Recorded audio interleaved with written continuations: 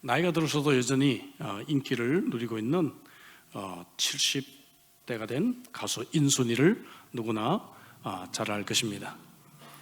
우리 교회도 인순이가 있지만 가수 인순이를 저는 말하고 있습니다. 6.25 전쟁 때 태어난 호녀라로 알고 있죠. 아버지가 누군지도 알지 못하고 온갖 편견을 받으며 어린 시절을 보냈습니다. 오래전 조영남이 만난 사람들이라고 하는 한국의 TV 프로그램에서 인순이는 이런 질문을 받습니다. 인생의 최고의 절정의 순간은 뉴욕 카네기 홀에서 공연할 때였습니까? 여러분, 가수라면 누구나 최고의 꿈은 카네기 홀에서의 공연이다, 그렇게 말할 수가 있겠죠. 근데 그녀는 뉴욕 카네기 홀 공연 후 바로 이어서 가졌던 워싱턴 국방부 공연이 제 인생에서 최고의 순간이었다고 대답을 합니다. 그 공연 전에 그녀는 특별히 6.25 전쟁 참전 용사들을 많이 참석시켜달라고 주최 측에 부탁을 했습니다. 그리고 가득 장례를 메운 참전 용사들 앞에서 인순이는 이런 고백을 합니다. 여러분 모두가 제 아버지시고 저는 당신들의 딸입니다. 혹시라도 저와 같은 딸을 둔 것 때문에 너무 가슴 아파하지 마세요. 저는 당신들을 원망하지 않습니다. 저는 하나님의 사랑 때문에 태어났습니다. 그리고 저는 지금 절대 불행하지 않습니다. 아름다운 인생을 살고 있습니다. 저는 이 말을 하려고 여기에 왔습니다. 저의 아버지들이요, 정말 사랑합니다. 인순이는 이 순간이 자기 인생에서 최고의 절정이었다고 고백을 했습니다. 저와 여러분들의 인생의 절정은 언제였나요? 예수님께서 이 땅에 삶을 사시고 십자가에 달려 돌아가시고 하늘나라로 올라가셨습니다. 그런데 예수님의 이 땅에서의 삶 중에 최고의 절정은 분명 십자가 사건이 있을 것이라고 우리는 믿습니다. 우리 기독교는 보통 사순절이라는 말을 사용하지 않습니다. 천주교에서 온 말이죠. 그러나 예수님께서 고난당하시고 십자가에 달려 돌아가신 때를 기념하는 것은 매우 그래도 의미가 있습니다. 이제 약 종려주일이 10일 앞으로 다가왔고, 종려주일이 지나면 예수님이 고난을 당하신 고난주간이 시작됩니다. 예수님께서 십자가에서 고난당하신 것을 기념하는 그런 계절이 찾아왔습니다. 그래서 오늘과 다음 주일에 예고한 대로 예수님의 십자가의 의미를 조금 더 깊게 좀 생각을 좀 해보려고 합니다. 그래서 이 말씀을 통해서 저와 여러분들에게 주님의 고난과 십자가가 더욱 깊이 묵상되는 그러한 계절이 되시기를 주의 이름으로 축복합니다. 먼저 우리가 생각할 것은 예수님의 십자가 사건, 이것은 그냥 이루어진 사건이 아니라 혹은 인간을 구원하기 위해 이것저것을 하다가 이루어진 사건이 아니라 원래부터 하나님의 마스터 플랜이었다 하는 것을 우리는 기억할 필요가 있습니다. 하나님은 인류를 위한 그러한 구원 계획을 창세 때부터 세우셨던 것이죠. 이것을 하나님의 신적 계획이다, 이렇게 우리는 말을 합니다. 오늘 이 본문은 메시아 순환의 예언으로 너무나 잘 알려진 그러한 본문이죠. 근데 10절을 볼까요? 10절을 보니까 여호와께서 그에게 상함을 받게 하시기를 원하사, 메시아에 대한 그러한 고난을 예언하면서 여호와께서 메시아가 상함을 받게 하기를 원하셨다. 그리고 마지막 부분에 보면 또 그의 손으로 여호와께서 기뻐하시는 뜻을 성취하리로다, 이렇게 말하고 있습니다. 여호와의 기뻐하시는 뜻을 메시아를 통해서 성취하게 될 것이다 라고 말하고 있는 것이죠. 이것은 여러분, 예수님의 이 고난과 예수님의 십자가는 하나님의 분명한 준비된 신적 계획이었다는 것을 우리에게 말해주고 있는 것입니다. 여러분, 구약 성경은 많은 곳에서 예수님의 고난과 죽음에 대해서 예언을 하고 있고, 예수님은 바로 그 하나님의 그러한 마스터 플랜대로 이 땅에 오셔서 십자가를 지신 것입니다. 십자가의 배경이 되는 것은 인간의 죄입니다. 성경은 인간이 저지른 범죄뿐 아니라 마음으로 짓는 죄까지 모든 윤리적이고 도덕적인 죄를 지적하고 있습니다. 또한 세상을 창조하시고 인간을 지으신 만물의 주인이신 하나님의 뜻대로 살지 않는 모든 것들을 죄다, 그렇게 정의를 합니다. 그런 면에서 우리는 하루에도 수없이 죄를 짓고 모든 사람을 죄인이라고 말할 수가 있습니다. 근데 문제는 거룩하신 하나님은 그 죄를 미워하시고 도저히 용납하실 수가 없다는 것이죠. 로마서 1장 28절에 하나님의 진노가 불의로 진리를 막는 모든 사람들의 모든 경건치 않음과 불의에 대하여 하늘로부터 쫓아 나타난다, 이렇게 말하고 있죠. 성경의 많은 곳에서 우리 하나님은 거룩하신 하나님이고, 오늘날 사람들은 진노, 심판을 좋아하지 않지만 그럼에도 불구하고 하나님의 진노가 구약에 600회 이상 기록되어져 있습니다. 거룩하신 공의의 하나님은 그래서 따라서 죄인인 인간들에게 의를 행하셔야만 한다는 것이죠. 의로우신 하나님에게 죄인인 인간의 심판은 사망밖에 다른 것이 없습니다. 멸망의 심판, 사망의 심판을 받을 운명이었습니다. 그래서 과거 구약 시대에는 제물을 대신 죽여서 피를 뿌림으로 장차 오실 예수 그리스도의 그 대속을 그림자로 보고 바라보며 믿게 했다는 것이죠. 레위기 16장 15절에 대표적으로 또 백성을 위한 속죄제 염소를 잡아 그 피를 가지고 휘장 안에 들어가서 그 수송아지 피로 행함같이 그 피로 행하여 속죄소 위와 속죄소 앞에 뿌릴지니, 여러분, 짐승이 대신 형벌을 받는 것을 통해 의를 행하시는 그 하나님을 상징적으로 우리들에게 보여주고 있습니다. 그러나 하나님은 그 크신 사랑으로 인류를 또한 구원하시기를 하나님은 원하십니다. 하나님은 의를 행하셔야 하지만 동시에 또 하나님은 인류를 구원하시기 원하셨다는 바로 이 두 가지 사실을 하나님은 다른 이가 대신 심판을 당하게 하는 것으로 해결하신 것이죠. 이것을 하나님의 신적 해결이다, 그렇게 표현을 합니다. 하나님 자신이 인간의 몸으로 이 땅에 오셔서 심판을 받으신 것입니다. 하나님이시기 때문에 구원할 뜻과 능력은 사람이 아닌 하나님밖에 없기 때문이에요.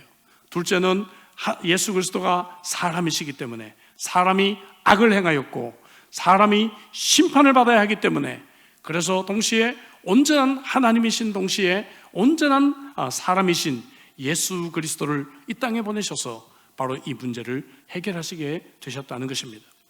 요한복음 3장 14절부터 17절에 모세가 광야에서 뱀을 든 것 같이 인자도 들려야 하리니, 십자가에서의 못 박히신 사건을 의미합니다. 이런 저를 믿는 자마다 영생을 얻게 하려 하심이라. 16절 같이 읽습니다. 다 같이. 하나님이 세상을 이처럼 사랑하사 독생자를 주셨으니 이는 저를 믿는 자마다 멸망치 않고 영생을 얻게 하려 하심이니라. 17절 제가 읽습니다. 하나님이 그 아들을 세상에 보내신 것은 세상을 심판하려 하심이 아니요 저로 말미암아 세상이 구원을 받게 하려 하심이라. 할렐루야. 그래서 예수님은 하나님이 인류를 구원하시기 위해 계획하신 어린 양이었다는 것을 우리는 알게 됩니다. 여러분, 브로드웨이의 최장기 뮤지컬 중에 하나가 뭔지 아십니까? 팬텀 오브 오페라, 그죠? 오페라의 유령입니다. 예. 여러분, 지금도 이 공연을 하고 있어요. 한 평론가는 이 작품이 이토록 롱런하면서 많은 사람의 사랑을 받는 중요한 이유가 무엇인가 하면은 바로 사람들이 이 유령 안에서 내 안에 있는 유령, 곧 자기 자신의 모습을 발견하기 때문이라고 지적합니다. 여러분, 이 뮤지컬의 절정이 어딘지 아시죠? 유령의 마스크가 벗겨지고 그의 흉악한 얼굴이 드러나는 순간인데도 불구하고 놀랍게도 크리스티는 이런 상처뿐인 유령의 얼굴에 키스를 해주고 그 순간 유령은 크리스틴을 이제 마지막으로 놓아줄 수 있게 된 것입니다. 여러분, 이것이 바로 예수 그리스도가 우리에게 한 일이 아닐까요? 예수님은 가면으로 숨겨놓을 수밖에 없었던 우리의 부끄러움을 아시고 지하 세계에 살고 있는 우리 곁에 다가오신 분이 아닐까요? 그리고 누구도 내 곁에 다가오기를 꺼려한 내 상처에 입을 맞추신 유일한 분이 아닐까요? 오페라의 유령과 예수님의 차이가 있다면 유령은 사랑하는 여인 곁을 울면서 떠나갔지만 예수님은 당신의 사랑을 결코 포기하지 않으신다는 것입니다. 하나님의 이 마스터 플랜은 결국 우리에 대한 하나님의 사랑이 얼마나 위대한지를 보여주고 있습니다. 그렇다고 한다면 세상 죄를 담당하신 이 어린 양, 구체적으로 어떤 의미가 있을까요? 오늘 이 네 가지 키워드를 꼭 여러분들이 기억하시기 바랍니다. 첫 번째, 예수님의 십자가는 먼저 대속입니다. 대속. 한자로 제가 써보았고요. 영어로는 ransom입니다. ransom. 다른 사람의 죽음을 대신 당한 것이다 이거죠. 그래서 오늘 본문 5절, 6절 또 12절에 보면 메시아의 고난은 바로 나 때문이다. 우리의 찔림은 그가 찔림은 우리를 위함이다 하는 것이 계속해서 강조되고 있습니다. 메시아의 고난이 바로 나를 향한 것이다. 그래서 그 배경은 모든 사람이 죄인이고 죄의 값인 사망에 이르게 되었다는 로마서 6장 23절의 말씀이 배경이 되는 것이죠. 죄를 범한 아담에게 하나님이 직접 찾아오셔서 가죽옷을 지어 입히십니다. 다른 존재가 자신들을 대신해서 죽을 수 있다는 것을 이때 벌써 보여주기 시작합니다. 창세기 때부터 짐승의 죽음은 죄의 형벌을 온전히 대신할 수가 없다고 히브리서에서 말씀하고 있습니다. 그러나 구약시대 장차 오실 예수 그리스도의 그림자가 필요했기 때문에 이 짐승을 통해서 예수 그리스도를 바라보며 믿게 했다는 것이죠. 그래서 처음에는 한 사람당 한 마리의 어린 양을 필요로 했다가 출애굽 때 보면 한 가족을 위한 한 마리 어린 양이 필요합니다. 그리고 금방 시내산에서 한 나라를 위한, 온 나라를 위한 한 마리 속죄양을 주께서 말씀하시고, 이제 신약이 되면서 예수 그리스도가 온 인류를 위한 한 마리 어린 양으로 이 땅에 오시게 되었다는 것입니다. 그래서 십자가의 첫 번째 의미는 바로 이것이 바로 대속 랜섬이었다. 두 번째 의미는 화목제물이라는 단어를 쓰죠. 화목제물. 자, 이거는 sacrifice of atonement. 이것은 십자가를 하나님과의 관계에서 설명하는 단어입니다. 죄를 향해서 분노하시는 하나님의 진노를 가라앉혔다는 것입니다. 그래서 하나님의 사랑이 우리를 구원하도록 해줬다는 거예요. 예수 그리스도의 십자가 때문에 하나님의 진노가 멈추게 됐다는 것입니다. 로마서 3장 25절 말씀, 이 예수를 하나님이 그의 피로 인하여 믿음으로 말미암는 화목제물로 세우셨으니 이는 하나님께서 길이 참으시는 중에 전에 지은 죄를 간과하심으로 자기의 의로우심을 나타내려 하셨다. 우리의 죄를 오랫동안 참으실 수 있으셨다는 것이죠. 무엇 때문에? 예수 그리스도의 십자가 때문에. 속죄일에 제사장들이 들고 간 희생제물의 피, 지성소 안에 들어가 시온절하는 곳에 이것을 뿌립니다. 그러면 하나님께서 백성을 향해서 진노했던 그 진노가 달래어지고 이제 이 죄인들에게 긍휼이 찾아온 것을 의미하는 것이죠. 그런데 바로 이 그림자가 예수 그리스도의 십자가로 완성이 되었기 때문에 성소에 휘장이 찢겨져서 예수님을 믿고 그에게로 나오는 모든 사람들이 이제 하나님과 화목하게 되어서 하나님께 담대히 나아갈 수 있는 길이 열리게 되었다는 것입니다. 할렐루야. 얼마나 은혜예요. 예? 오늘도 우리가 정말 내 방 골방에서 어디든지 무릎 꿇고 하나님을 부르고 하나님을 찾을 수 있는 것이죠. 그렇지 않으면 여러분, 우리는 그냥 구약시대 같은 그냥 죽어요. 그렇죠? 어떻게 우리가 하나님을 만납니까? 근데 예수 그리스도의 십자가 때문에 하나님의 진노가 멈추어지고 예수님의 십자가야말로 화목제물이 되었다 하는 의미입니다. 할렐루야. 이것이 십자가의 두 번째 의미예요. 세 번째 단어는 우리가 화해라는 단어를 씁니다. 화해, reconciliation. 자, 이것은 죄 때문에 하나님과 우리 사이의 관계가 깨어진 것이 배경입니다. 그래서 십자가는 이 관계를 다시 하나로 묶었다는 것을 우리들에게 보여주고 있어요. 아담은 불순종 후에 하나님을 피하여 숨었습니다. 오늘날도 죄인들의 본성은 하나님을 피하여 숨습니다. 괜히 교회 가는 것이 힘들고요, 기도하자 그러면 괜히 뭔가 답답하고요, 막 숨이 막혀오고 뭔가 성경을 읽으려고 그러면 머리가 아프고, 희한하게 여러분, 우리는 죄인된 모습으로 하나님을 피하여 숨으려고 합니다. 오늘날 이 죄인들의 본성이 하나님을 피하는 것이죠. 근데 예수님은 십자가를 통해서 하나님과 우리 사이에 다리를 놓아주셨다는 것입니다. 그래서 하나님과 우리의 사이의 관계가 회복이 되었다는 것이에요. 이제 하나님을 아버지라고 부를 수 있게 된 것입니다. 디모데전서 2장 5절에 하나님은 한 분이시요 또 하나님과 사람 사이의 중보도 한 분이시니 곧 사람이신 그리스도 예수라. 할렐루야. 바로 이 예수님의 십자가 때문에 하나님과의 관계가 회복이 되었어요. 이제 이 깨어졌던 관계가 예수님의 다리를 타고 우리는 하나님과 아버지와 아들로서의 관계, 부모와 자녀와의 이 관계를 우리는 회복이 되고 이 사랑을 나눌 수 있는 그러한 관계가 되었습니다. 하나님께서 주시는 그 많은 유업들이 우리의 것이 됐다는 것이죠. 세상을 다스리시는 온 우주의 주인이신 그 아버지 하나님의 것들이 모두 우리 것이 된 줄로 믿습니다. 저는 그런 생각을 해봐요. 건축을 할 때도 하나님, 저는 비록 돈을 가진 것이 없지만 이 우주 만물의 주인이 하나님이 아니십니까? 예? 하나님, 우리 교회 이거 뭐 몇백만 불 이게 하나님 앞에서 이게 무슨 무슨 대수입니까? 배짱 있게 좀 기도를 했습니다. 그러니까 참 희한한 방법으로, 진짜 간증으로밖에 설명이 안 되는 방법으로 하나님이 교회를 완공시켜 주셨습니다. 할렐루야. 화해, 리콘실레이션, 하나님과의 관계가 완전히 회복이 되어서 정말 우리는 하나님의 자녀로서의 모든 특권을 누리게 됐다는 것입니다. 이것이 십자가의 세 번째 의미예요. 네 번째 십자가의 의미는 바로 구속입니다. 여러분, 단어가 비슷하지만 그죠? 이렇게 그 의미가 좀 틀리다는 것을 적어도 우리 신랑교회 수협에 나오시는 분들은 이제 좀 구별을 하실 수 있으시겠죠. 아멘이시죠? 예, 구속이라는 단어입니다. 구속은 리뎀션. 다시란 말이고요. 그 다음에 에메르, 다시 사다, 그 말이에요. 여기서 이 단어가, 리뎀션이라는 단어가 파생이 되었어요. 다시 사는 것입니다. 내 것인데 저당 잡혔던 것을 다시 사는 것입니다. 사업이 망해서 집을 은행에 차압당한 분이 계셨어요. 근데 그 아버지가 은행이 경매할 때 제일 높게 가격을 불러가지고 그 집을 다시 사서 아들에게 주었습니다. 저 이런 분들 몇 번 봤어요. 예, 몇 번 봤습니다. 그 다시 자기 것이 된 것이죠. 원래 우리가 하나님의 자녀였는데 이제 우리가 죄 때문에 사탄의 자녀로 팔려갔지만 예수 그리스도의 십자가로 값을 치렀다고 말해요. 값을 치르고 다시 우리를 사서 하나님의 것이 되었다는 의미입니다. 할렐루야. 우리가 죄 때문에 노예 상태였는데 예수 그리스도의 십자가를 통해서 우리를 다시 사시고 하나님의 것으로 다시 만들어 주셨다는 것입니다. 이것이 바로 십자가의 의미예요. 이것이 바로 구속, 리뎀션의 의미라고 하는 것이죠.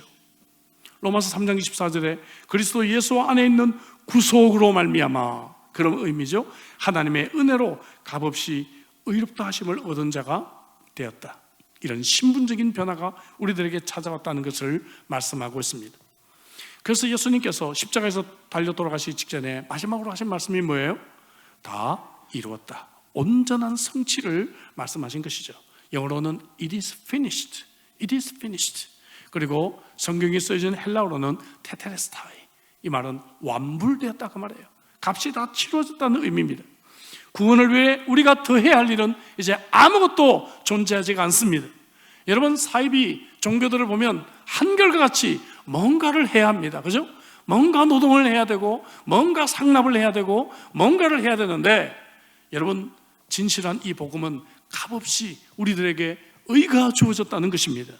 예수님의 십자가로 우리는 이 구원을 선물로 받은 줄로 믿습니다. 구원을 위해서 우리가 해야 할 일은 없다는 것이에요. 예수님을 믿기만 하면 우리는 구원을 받은 존재가 되었다는 것입니다. 예수님이 온전한 성취를 하셨기 때문에 그래요. 아서 핑크라고 하는 옛날 이 성경학자가 어떤 그리스도인이 구원받지 못한 목수를 전도한 얘기를 우리에게 들려주고 있습니다. 아무리 그에게 이 구원이 선물로 주어진다는 것을 설명해도 이 목수는 대다수의 사람들과 같이 그래도 어떻게 공짜가 어디 있어, 세상에 내가 뭔가 구원받을 만한 자격이 있어야 되지, 인간의 선행이 있어야 되지, 우리가 노력해야 되지, 이렇게 믿고 있는 사람이었어요. 어느 날 이 그리스도인이 목수에게 문짝 하나를 제작했습니다. 멋있는 문짝을 제작했어요. 그래서 이 목수는 최선을 다해서 자기의 작품으로 멋지게 이 문짝을 만들었습니다. 자, 문짝을 가져가는 날 그리스도인이 도끼를 하나 가져왔어요. 그러더니 목수가 완성한 그 문짝에다 대고 도끼로 이제 자기 손질을 막 하기 시작하는 거예요. 그러니까 목수가 놀래가지고, 여보시오, 예? 내가 얼마나 이 지방에서 알아주는 목수인데 내가 최고의 작품으로 문짝을 만들었는데 왜 내 작품에 그렇게 흠을 내냐고 호통을 치고 있습니다. 그제서야 그리스도인이 말합니다. 당신도 위대하신 그리스도께서 이루신 위대한 구원을 자네가 더 손질을 해서 망치고 있지 않습니까? 망치고 있지 않습니까? 여러분, 예수님이 완불하셨고 예수님이 구원을 완성하신 줄로 믿습니다. 예수님은 정말 세상 죄를 지고 가는 어린 양이 되셨습니다. 우리가 이 고난주간이 다가오면서 예수님의 십자가를 꼭 기억하십시오. 대속, 화목제물, 화해, 그리고 구속, 이 네 단어를 깊이 묵상하면서 십자가가 우리에게 어떤 큰 의미가 있는지를 다시 한번 되새기시기를 주의 이름으로 축복합니다. 그리고 오늘 이 본문은 어린 양을 온 세상에 증거해야 함을 강조하고 끝나고 있어요. 11절 볼까요? 11절 보니까 그가 자기 영혼에 수고한 것을 보고 만족하게 여길 것이라. 나의 의로운 종이 자기 지식으로 많은 사람을 의롭게 하며 또 그들의 죄악을 친히 담당하리이다. 이렇게 말하고 있죠. 여러분, 만족하게 여겨요. 왜 그래요? 많은 사람을 의롭게 할 수 있기 때문에. 메시아는 많은 사람을 구원하신 것을 기뻐하시며 이 고난의 길을 가셨다는 것이죠. 여러분, 이 구절은 시편 22편 27절 28절 말씀을 인용한 말씀입니다. 시편 22편은 예수님께서 십자가에 달리시고 운명하시기 3시간 직전 동안 예수님의 마음을 알 수 있는 너무나 소중한 시편입니다. 예수님은 고통이 절정에 달했던 바로 이 순간, 운명하시기 직전 바로 그 순간, 바로 시편 22편 말씀을 깊이 마음에 품고 묵상하고 계셨어요. 그리고 시편의 마지막은 예수님께서 큰 기쁨을 얻으신 것으로 끝이 나고 있습니다. 왜 그래요? 그 부분을 읽어보면 자신의 희생으로 말미암아 땅 끝에 모든 열방들이 여호와께 돌아오는 것을 묵상하고 계셨거든요. 나의 십자가의 고난을 통해서 수많은 영혼들이 정말로 구원을 받고 하나님의 자녀가 될 것을 바라보시며 가장 고통스러운 그 순간에 오히려 가장 큰 기쁨을 얻으셨던 것입니다. 저는 이 본문을 묵상할 때마다 제 마음에 감격이 있어요. 왜냐하면 예수님께서는 십자가 위에서 심지어 2000년 뒤에 저 조그만 땅 대한민국에서 태어날 바로 저를 생각하시고 저까지 기억하시고 주님은 바로 저를 구원할 것을 바라보시고 십자가 위에서 큰 기쁨과 만족을 얻으셨다고 하는 것입니다. 할렐루야. 예수님 십자가에서 저와 여러분들을 묵상하셨을 것 같아요. 2000년 뒤에 이 땅에 오실 그 암흑의 권사, 암흑의 집사, 암흑의 장로, 암흑의 우리 성도, 암흑의 형제 자매들을 주님은 묵상하시고 너무 큰 기쁨으로 가장 고통의 순간을 견디고 이겨나가실 것입니다. 그래서 세례 요한은 세상 죄를 지고 가는 하나님의 어린 양이라고 하면서 요한복음 1장 29절을 보면 보라 이렇게 먼저 강조하고 있어요. 보라 세상 죄를 지고 가는 하나님의 어린 양이다. 요한은 우리를 위해 희생당하시고 십자가를 지신 어린 양이 온 세상에 전거되기를 원했던 것이죠. 결국 예수님이 땅에 오신 것도 세상을 구원하시기 위함이었기 때문입니다. 그리고 이제 우리도 이 그리스도의 사랑을 가지고 세상에 나가서 아직 이 복음을 알지 못하는 자들에게 증거해야 하는 것입니다. 그래서 우리도 요한처럼 보라 이렇게 세상의 어린 양을 증거하며 외칠 수 있어야 하는 것입니다.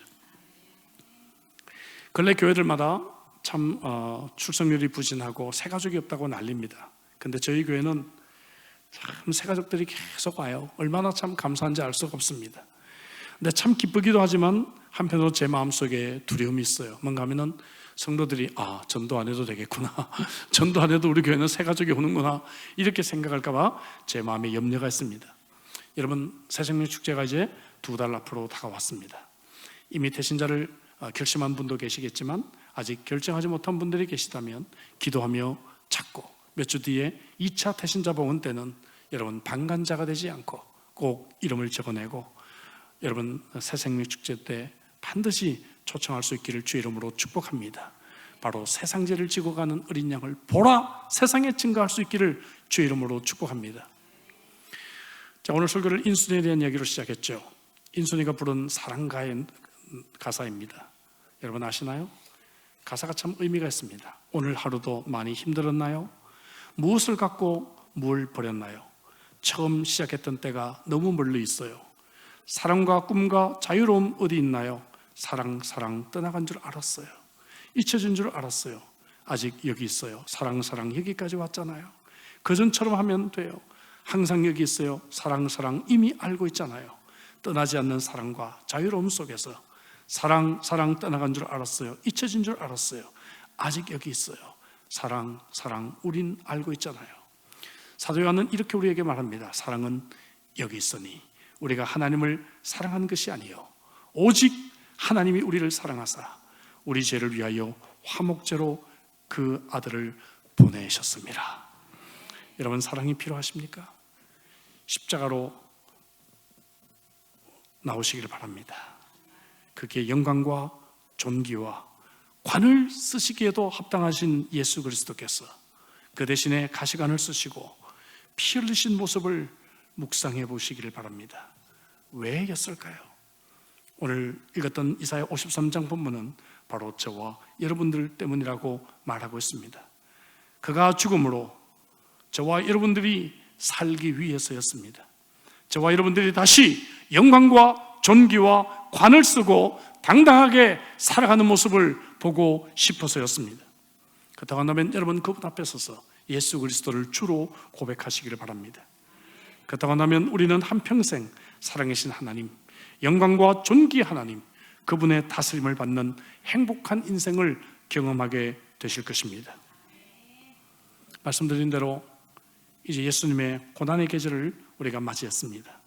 이 계절에 예수님의 이 고난의 의미를 깊이 묵상할 수 있기를 바랍니다. 오늘 이 십자가의 의미를 좀 더 깊이 생각하고 한 단어 한 단어들을 나에게 좀 적용해보며 묵상해 보시기를 바랍니다. 또한 우리들의 입술에서도 승리하신 메시아의 찬양, 하나님의 백성들의 경배의 찬양이 울려 퍼지기를 주의 이름으로 축복합니다.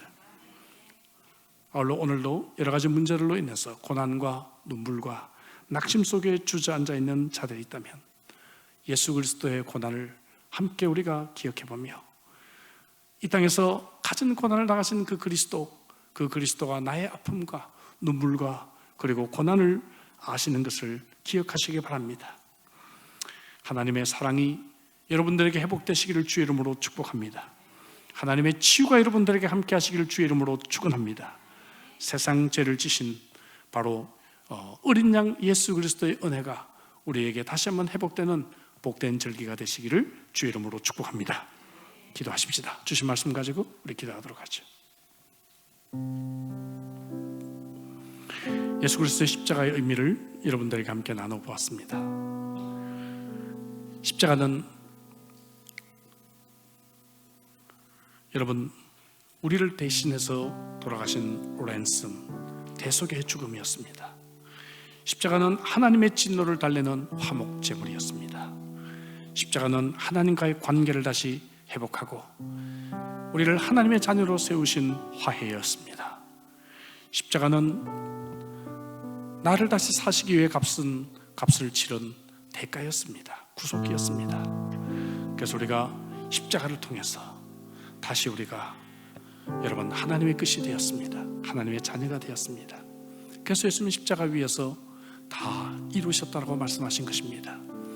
이 십자가의 의미를 한 단어 한 단어 깊이 생각하며 나 같은 죄인을 위해 이와 같은 고난을 당하신 예수 그리스도의 그 죽음과 고난과 십자가가 우리 속에 깊이 묵상되는 귀한 계절이 되도록 주신 말씀 가지고 우리 한번 간절하게 기도하시겠습니다.